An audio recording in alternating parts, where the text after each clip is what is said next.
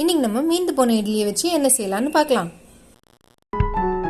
Hello friends, welcome to Kitchen2Plate. வாங்க வீடியோக்குள்ள போகலாம். தேவையான பொருட்கள்: வரமிளகா, உளுத்தம் பருப்பு, கடுகு, பெருங்காயப்பொடி, உப்பு, கருவேப்பிலை, கொத்தமல்லி, இட்லி. இட்லி மீந்து போனாலோ இல்லை ஹார்டாக இருந்தாலோ நம்ம இந்த டிஷ் செய்யலாம். முதல்ல ஒரு 8 இட்லியை இந்த மாதிரி உதுத்துக்கோங்க. மேஷர் இருந்துச்சுன்னா அது வச்சும் செய்யலாம். இட்லிஸ் ஹார்டாக இருந்துச்சுன்னா கொஞ்சமாக தண்ணி சேர்த்து கை போட்டு பிசைஞ்சுக்கோங்க. இப்போது இதில் 1/2 டீஸ்பூன் மஞ்சள் பொடி, 1 டீஸ்பூன் காரப்பொடி சேர்த்து நல்லா மிக்ஸ் பண்ணிக்கோங்க. இதில் 2 டேபிள் ஸ்பூன் நல்லெண்ணெயும் சேர்த்து மிக்ஸ் பண்ணிக்கோங்க.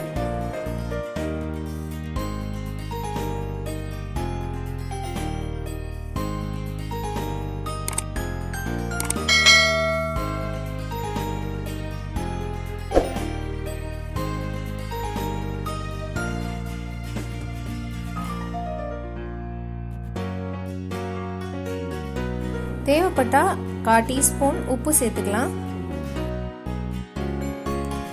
இதெல்லாம் நல்லா மிக்ஸ் ஆனதுக்கப்புறம் இதுலேருந்து சின்ன சின்ன பகுதியாக எடுத்து ஒரு குலாப் ஜாமுன் சைஸ்க்கு பிடிச்சிக்கோங்க.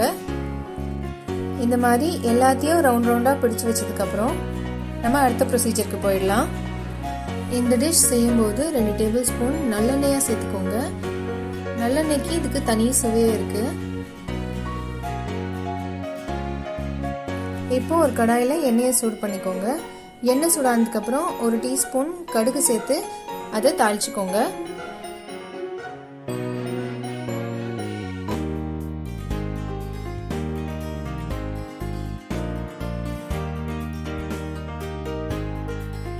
இது வரைக்கும் நீங்கள் எங்கள் சேனல் சப்ஸ்கிரைப் பண்ணலன்னா ப்ளீஸ் சப்ஸ்கிரைப் பண்ணுங்கள். கூடவே அந்த பெல் ஐக்கானையும் தட்டி விட்டுருங்க.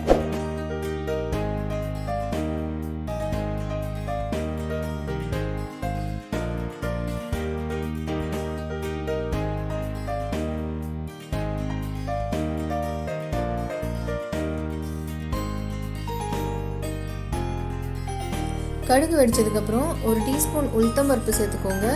வரமிளகாயை 2ஆ நறுக்கி சேர்த்துக்கோங்க. 1/4 டீஸ்பூன் பெருங்காயம் சேர்த்துக்கோங்க. இதெல்லாம் சேர்ந்து வதங்கினதுக்கப்புறம் நம்ம செஞ்சு வச்ச இட்லி பால்ஸை இதில் சேர்த்து பரட்டிக்கோங்க.